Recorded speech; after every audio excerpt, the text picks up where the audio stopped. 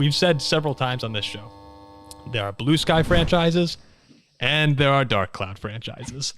The Deshaun Watson apparently broke his shoulder during the first half of the Ravens game this past weekend. Ziggy's bye-bye, Deshaun. Waving goodbye See to ya. Deshaun. He's out. No one cares. For the remainder of the year. I care, Ziggy. He was my fantasy He's the Jimbo Fisher in the NFL. Yet another player. Off to see a masseuse. Yet another player. Another player on Zach's team who's gone. And it's such a Browns thing to have your $230 million quarterback, who's been a pretty big disappointment so far, look flawless in the second half of that game. Probably the best he's played in Cleveland. You get a huge come-from-behind win against the Ravens, possibly the best team in the NFL right now. And Browns fans, they're calling it the best regular season win that they've ever seen. Your defense is playing fantastic. You're truly believing this can be a special season. And a tiny speckle of light in your miserable existence as a Browns fan is instantly vanished immediately, because you find out your quarterback, who played so well, not only was he hurt during that game and hiding it, but then you find out it's season ending and you're right back to misery in Cleveland. So it's such a Browns thing to happen, and I feel bad for them, actually. Yeah, I was quite surprised when I saw the news that he was done for the year.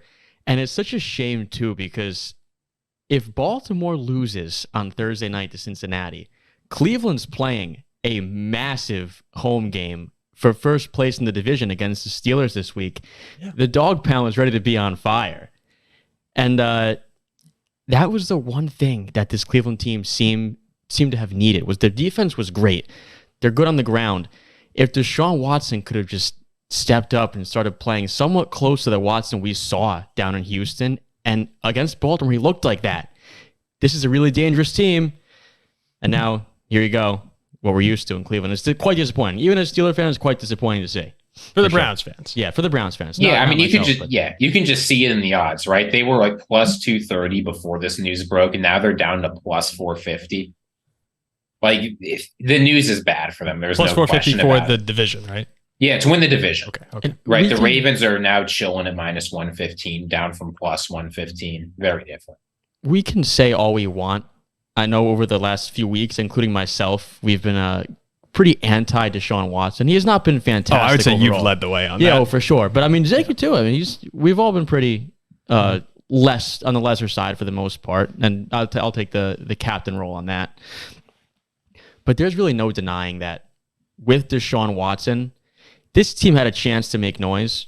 With DTR or PJ Walker, they don't. Like, there was a there's a big difference. Watson is a lot better than those two. That's what's so upsetting for Browns fans. We're probably trying to, if you're a Browns fan right now, similar to the way when Kirk went down for the Vikings and Rodgers goes down for the Jets, you're trying to figure out, okay, how can we still have this path? Because the defense is so good. And the defense really is good enough that the Browns will stay a competitive team the rest of this season. They'll probably threaten, if not get a wild card, actually. I would say the AFC North is going to be a bit of a stretch right now, just given the caliber of teams. But yeah, the problem for Browns fans is to get where you wanted to, which was the Super Bowl, and it was a fair hope given the way the team was playing. You needed a healthy Deshaun, so I would say that's off the table. You could hope for it. You never know. Maybe PJ Walker or DTR gets hot, but Super Bowl seems off the table. Season's not lost though. You can still make some noise, and if you get to the playoffs, you never know. But you needed Watson, and it sucks that right when he finally seemed to turn the corner after all this time, that's when it comes out of nowhere. So disappointing for Browns fans. Bet they wish they had Minnesota Vikings legend Josh Dobbs still on their team. They had him this offseason. That's right. They traded him to the Cardinals for a late round pick swap. And I'll just tell you this. I think this offseason we are going to see some ridiculous contracts for backup quarterbacks, because there are so many teams this year that have had their Super Bowl dreams ruined, and not by the fact they don't have an elite backup, but by the fact they can't get acceptable, startable quarterback play out of their backups. And the Browns are yet another one of those teams. It's tough. Just take a look at DTR, the one game he played against the Ravens, week 4 loss. 19 for 36, 121 yards and 3 interceptions. PJ Walker, despite a couple really nice wins, including the 49ers game, 618 yards, 1 touchdown, and 5 interceptions over 5 games that he's played. 2 of them are starts. But the Browns' schedule, you got the Steelers at home, you're at Denver, at the Rams, hosting the Bears, hosting the Jets. Those are some of the games in there. Those are 5 very winnable games. So at 5-3 right now, Cleveland will probably flirt with 9 or 10 wins, I'd say, by the end of the year. And we'll see if that could get them into the playoffs. But crushing blow. And it is just nuts how it came out of nowhere. No one knew about it. No, I was shocked to see the news. I was like, what the hell are you talking about? Wait a minute, shoulder injury. Beyond, this team could definitely still make the postseason. They're good enough to still do that, especially with 7 seeds. But beyond that, like once you're in the postseason, these teams like the Chiefs, the Dolphins, you're going to need to be able to score.